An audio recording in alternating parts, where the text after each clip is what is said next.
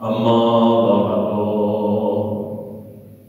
فقد قال الله تبارك وتعالى بسم الله الرحمن الرحيم والعصر إن الإنسان لفي خسر إلا الذين آمنوا وعملوا الصالحات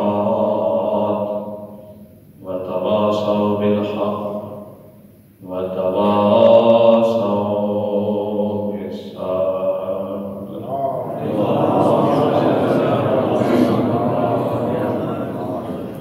کریم و مہربان پروردگار، غفور و رحیم پروردگار، ارشاد فرما رہا ہے والعصر ان الانسان لفی خسر۔ میں اللہ زمانے کی قسم اٹھا کے فرماتا ہوں کہ اس میں کوئی شک اور شبہ بھی نہیں ہے کہ اولاد آدم خسارے کے سودے کر رہے ہیں۔ اولاد آدم گھاٹے میں ہے، اولاد آدم نقصان میں ہے۔ ہم انسان اپنے آپ کو بڑا سمجھدار سمجھتے ہیں، اپنے آپ کو بڑا عقل مند سمجھتے ہیں، اپنے دنیا کے 1 روپے کے نقصان کو بھی ہم پہچان لیتے ہیں۔ ہمیں پتہ چل جاتا ہے کہ ہمیں نقصان ہو گیا ہے، اور یہ بھی پتہ چل جاتا ہے کہ یہ نقصان کیوں ہوا ہے۔ نقصان کا بھی پتہ چل جاتا ہے، نقصان کی وجہ اور سبب کا بھی پتہ چل جاتا ہے۔ دکان کی ہے، دکاندار نقصان ہوا ہے، اسے پتہ چل۔ کسان نے فصل کاشت کی، نقصان ہوا ہے، اسے پتہ چل جاتا ہے، اور یہ بھی پتہ چل جاتا ہے کہ وجہ کیا ہے، کیوں نقصان ہوا ہے۔ ہم اپنے بچوں کو سکول بھیجتے ہیں، رزلٹ صحیح نہیں آیا ہے، اتنے نمبر نہیں اٹھائے بچے نے جتنے اٹھانے چاہیے تھے، ہمیں پتہ چل جاتا ہے۔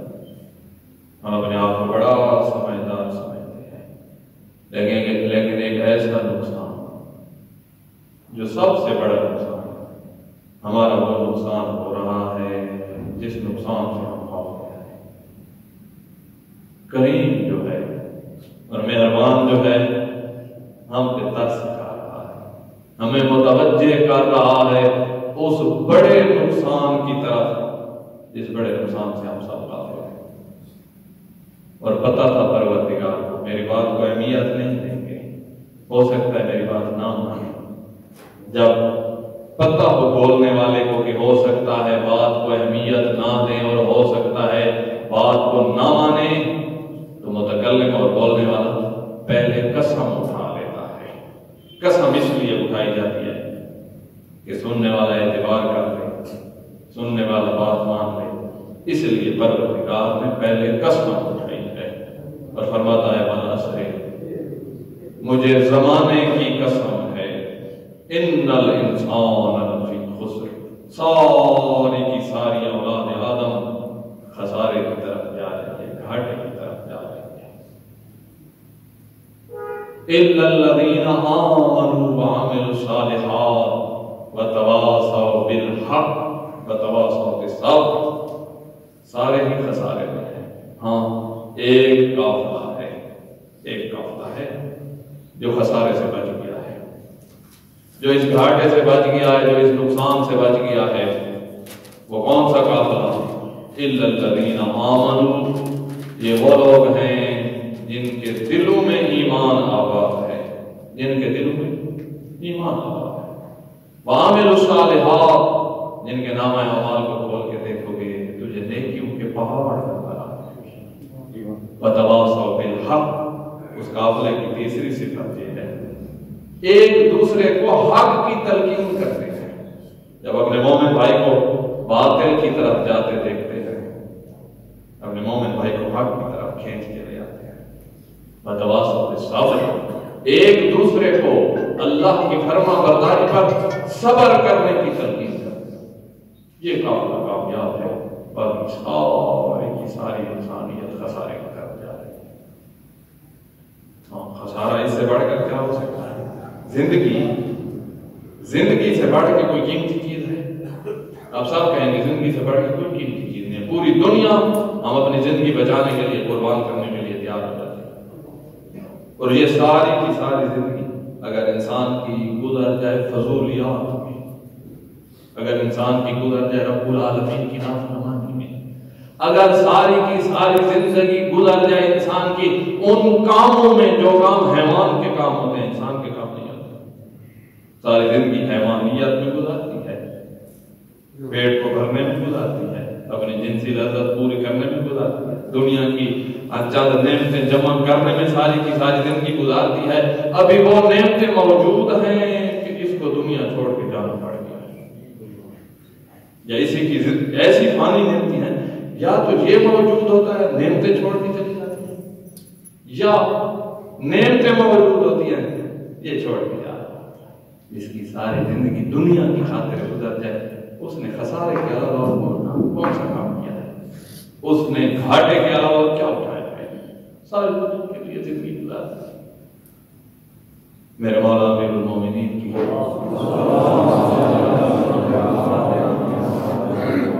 ایک یہودی مولا کے دروازے پہ آتے تھے. یہ جانتے تھے علم اگر ملے گا، معرفت ملے گی، علم کے خزانے ہیں تو اسی گھر میں جانتے تھے. آگے پوچھتا ہے یا علی ذرا یہ تو بتائیں اس دنیا کی مشکل چیز کون سی ہے؟ اس وقت علی نے بتانا تھا جو چیز علی کی نگاہ میں مشکل علی نے وہی بتانی تھی.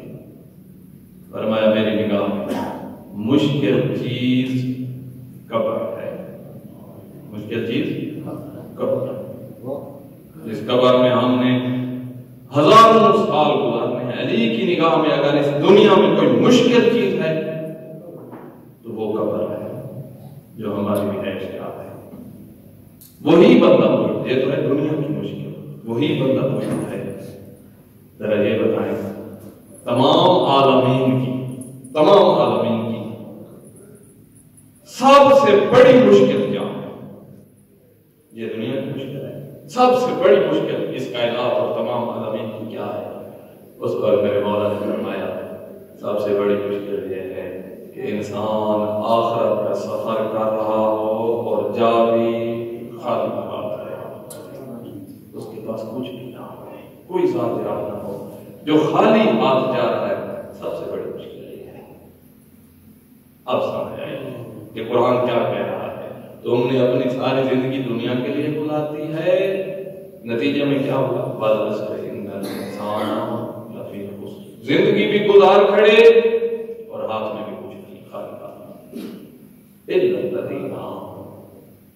ساری کی ساری انسانیت خسارے میں. اگر کوئی خسارے سے بچ گیا ہے تو یہ چار قسم، یہ لوگ ہیں جن میں چار صفتیں پائی جاتی ہے. یہ قافلہ جس میں چار صفتیں پائی جاتی ہے یہ خسارے سے بچ گیا ہے، باقی سب خسارے میں ہے. آخر الزمان کے بارے میں، یہ آخر الزمان ہے جس میں ہم زندگی گزار رہے ہیں، آخر الزمان ہے. اس کے بعد مولا کا ضرور ہونا ہے. آخر الزمان کے بارے میں مولا امام جعفر صادق علیہ السلام جب اس زمانے کے حالات بیان کرتے تھے راوی سن کر رونے لگ جاتے تھے، اتنے مشکل حالات ہو گئے. مولا فرما رہے تھے کہ وہ ایسا زمانہ ہوگا لوگ فوت ہوں گے، اگلے جہان کی طرف جائیں گے، روزانہ لاکھوں کا عدد، شاید تھوڑا کروڑوں کی تعداد میں لوگ دنیا چھوڑ رہے ہوں گے، کروڑوں آ رہے ہیں، کروڑوں جا رہے ہیں. اتنے جو جا رہے ہیں ملائکہ اوپر سے دیکھ رہے ہیں. مولا کی یہ حدیث کی تشریح کا ملائکہ اوپر سے دیکھ رہے ہیں. جو بھی آ رہا ہوگا ایمان کے بغیر بے ایمان مر رہا ہے، بے ایمان مر رہا ہے، بے ایمان مر رہا ہے. اتنا بے ایمان لوگ کثرت کے ساتھ مر رہے ہوں گے کہ جب ایمان والا کوئی ایمان سمیت جا رہا ہوگا تو آگے ملائکہ حیران ہو جائیں گے کہ یہ بندہ اس زمانے میں کیسے ایمان بچا گیا، اس زمانے میں یہ ایمان بچا کے کیسے آ گیا ہے. اتنی کثرت کے ساتھ بے ایمان ہو کر لوگ جا رہے ہیں اس زمانے میں. والعصر ان الانسان لفی خسر الا الذین آمنوا. ایک قافلہ ہے جو ہر زمانے میں چلتا رہا ہے اور چلتا رہے گا، اس کی قیادتیں تبدیل ہوتی رہتی ہیں، اس کے راہبر تبدیل ہوتے رہے۔ کبھی راہبری آدم صفی اللہ کے پاس تھی، کبھی راہبری نوح نبی اللہ کے پاس تھی، کبھی راہبری ابراہیم خلیل اللہ کے پاس تھی، کبھی راہبری موسیٰ کلیم اللہ کے پاس، کبھی عیسیٰ روح اللہ کے پاس، کبھی محمد رسول اللہ کے پاس، کبھی علی ولی اللہ کے پاس۔ اس قافلے نے چلنا ہے، قیامت تک چلنا ہے۔ کون سا قافلہ؟ فرمایا الا الذین آمنوا۔ اس قافلے کی پہلی صفت یہ ہے اس کے دل میں ایمان ہونا ہے۔ اس قافلے کی دوسری صفت وعملوا الصالحات، ان کے تو دن گزر رہے ہیں، نیک کاموں میں رہے ہیں، اللہ کی فرما برداری میں ان کے دن گزر رہے ہیں۔ وتواصوا بالحق وتواصوا بالصبر۔ ہم اس سورہ کو روزانہ اپنی نماز میں پڑھتے ہیں، تھوڑا سا اس کو سمجھ لینا چاہیے۔ ایمان، پہلی صفت ایمان۔ ایمان کا تعلق زبان کے ساتھ نہیں ہے۔ اگر کوئی روزانہ ہزاروں تسبیحاں پڑھے، لا الہ الا اللہ محمد رسول اللہ علی ولی اللہ، ہزاروں تسبیحاں پڑھنا، یہ ایمان نہیں ہے، یہ زبان ہے۔ ایمان کا تعلق دل کے ساتھ ہوتا ہے۔ اللہ کے رسول موجود ہے، آپ کے مولا، میرے مولا امیر المومنین اللہ کے رسول کی بارگاہ میں موجود ہیں۔ جب مولا سامنے ہوتے تھے، دونوں بھائی ایک دوسرے کی زیارت کرتے بڑے خوش ہوتے تھے۔ اللہ کے رسول نے فرمایا یا علی اکتب، علی لکھو۔ فرمایا یا رسول اللہ، فرمائیں کیا لکھنا ہے؟ اس وقت اللہ کے رسول نے فرمایا ایمان، اس حدیث کی تشریح ہے کہ ایمان اور چیز ہے اور اسلام اور چیز ہے۔ کلمہ پڑھ لینا یہ اور چیز ہے اور ایمان اور چیز ہے۔ یا رسول اللہ کیسے پتہ چلے گا ایمان اور چیز ہے اسلام اور چیز ہے؟ اس وقت حضور نے فرمایا اکتب، اے علی لکھو، بسم اللہ الرحمن الرحیم، الایمان ما بقر فی القلوب۔ ایمان وہ ہوتا ہے جو دل میں رہائش رکھتا ہے، ایمان وہ ہوتا ہے جو دلوں میں ٹھہرا ہوا ہوتا ہے۔ وصدقتہ الاعمال، اور انسان کے اعمال اس ایمان کی تصدیق کر رہے ہوتے ہیں۔ ایمان دلوں میں ٹھہرتا ہے، انسان کے اعمال اس ایمان کی تصدیق کرتے ہیں۔ والاسلام ما جرى على اللسان محلت به المناقشہ، اسلام وہ ہے جو زبان پہ جاری ہوتا ہے اور بندہ مسلمان بن جاتا ہے، اس کی شادی مسلمانوں میں ہو رہی ہے، مر جاتا ہے تو مسلمانوں کے قبرستان میں دفن ہوتا ہے، اس کلمہ پڑھنے کے بعد اس کا جسم پاک ہو جاتا ہے، اسلام کے بہت سے احکام آ جاتے ہیں، لیکن یہ ایمان نہیں ہے، یہ ایمان دل میں آتا ہے۔ قالت الاعراب آمنا، قرآن کہتا ہے میرے حبیب، یہ عرب کے بدو کہتے ہیں کہ ہم مومن بن گئے ہیں، قل لم تؤمنوا، ان کو فوراً کہہ دو تو مومن نہیں، لیکن قولوا اسلمنا، ان کو یہ بات سکھاؤ کہ تم اپنے آپ کو مسلمان کہا کرو، اپنے آپ کو مومن نہ کہا کرو۔ ولما يدخل الايمان في قلوبكم، میں اللہ جانتا ہوں ابھی تک تو تمہارے دل میں ایمان نام کی چیز بھی موجود ہے۔ اس کا مطلب ہے ایمان دل میں آتا ہے، ایمان دل میں آتا ہے، زبان پہ انسان کلمہ پڑھتا ہے۔ ایمان پروردگار کے تحفوں میں سے ایک عظیم تحفہ ہے جس نے اپنے دل کو اس کے سنبھالنے کے قابل بنا لیا ہے۔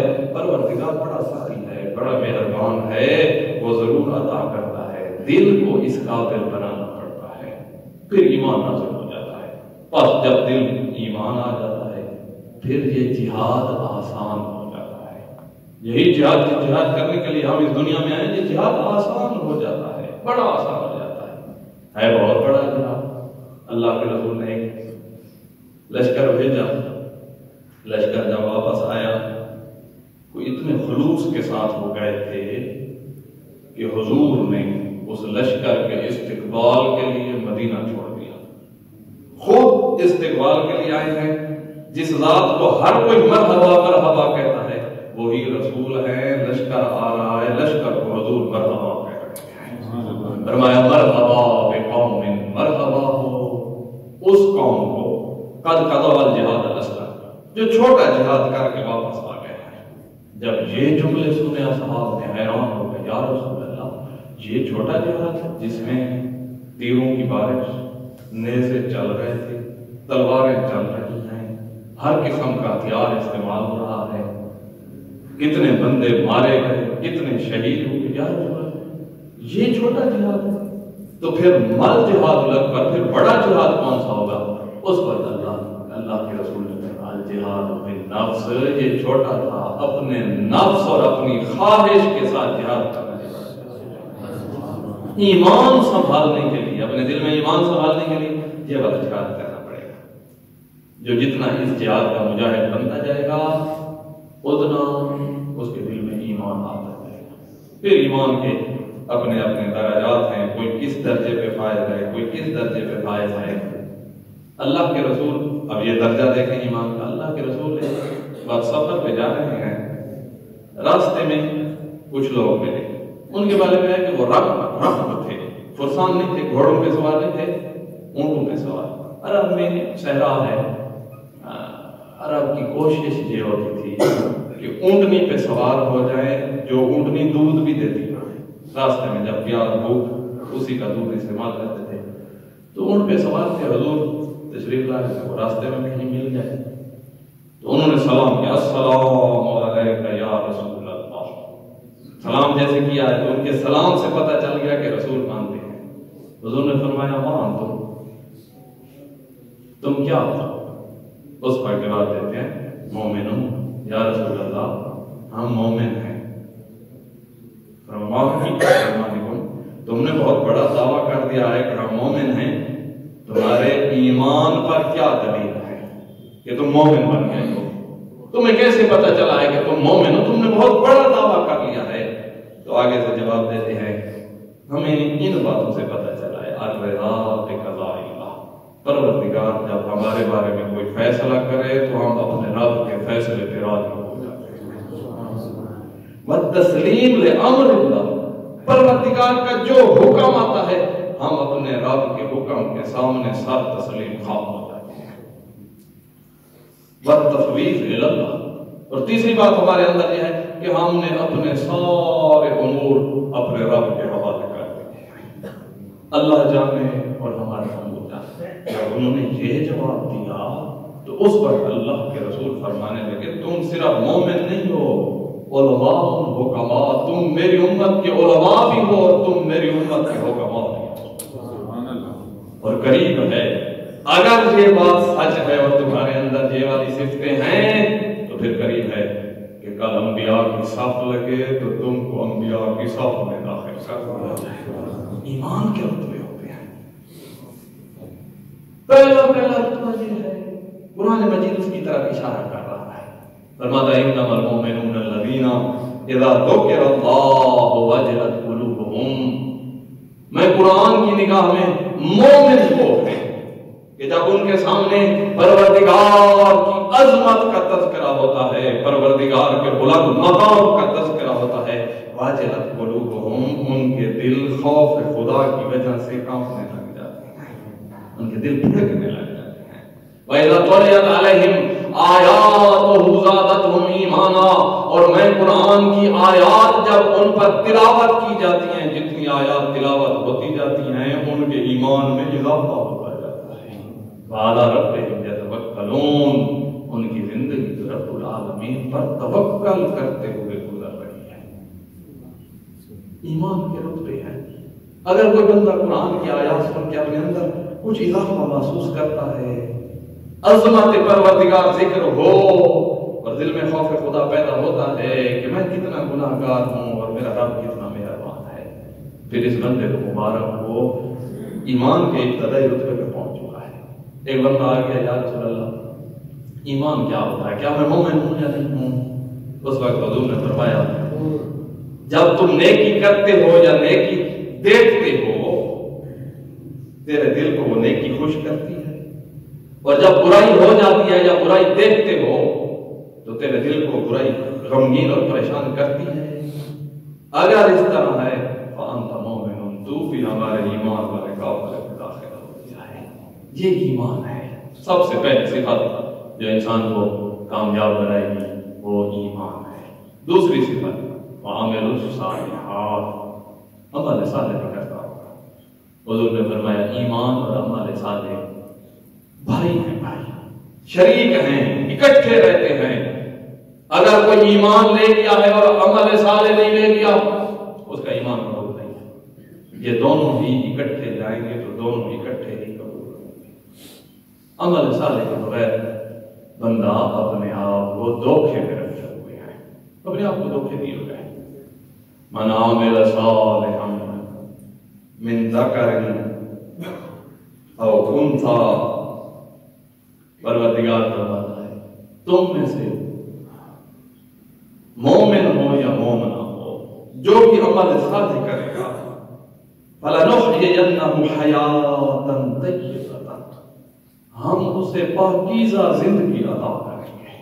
یہ پاکیزہ زندگی یہیں سے شروع ہو جاتی ہے، یہیں سے انسان کی زندگی پاکیزہ، اور اگلے جہاں جتنا سفر کرتا جائے گا اتنا پاکیزہ ہوتا جائے گا۔ وَلَنَجْزِيَنَّهُمْ أَجْرَهُمْ بِأَحْسَنِ مَا كَانُوا يَعْمَلُونَ، جو بھی تم میں سے نیک اعمال کا مالک ہے، ہم اس کے ان خوبصورت اعمال کی ان اعمال سے بھی خوبصورت جزا عطا فرمائیں گے، ان اعمال سے بھی خوبصورت۔ اور مقام پہ فرماتا ہے من عمل صالحا من ذکر او انثی وهو مؤمن، تم میں سے جو مومن ہے اور نیک اعمال کر کے آیا ہے فاولئک یدخلون الجنۃ، یہی تو ہیں جنہوں نے جنت میں داخل ہونا ہے۔ یرزقون فیہا بغیر حساب، میں رب العالمین ان کو دینے والا ہوں گا، وہ میرا رزق بغیر حساب کے سنبھالنے والے ہوں گے۔ اور ایک اور مقام پہ فرماتا ہے وَنِعْمَ أَجْرُ الْعَامِلِينَ، جس جنت کی طرف تم آ رہے ہو یہ باعمل مومنین کے لیے ایک خوبصورت جزا کے طور پر تیار ہو چکی ہے۔ تو میں سب سے پہلے اپنی ذات کو، پھر آپ مومنین کو اللہ کی فرما برداری، تقوی اور پرہیزگاری کی ترغیب کرتا ہوں۔ بسم اللہ الرحمن الرحیم، والعصر ان الانسان لفی خسر الا الذین آمنوا وعملوا الصالحات وتواصوا بالحق وتواصوا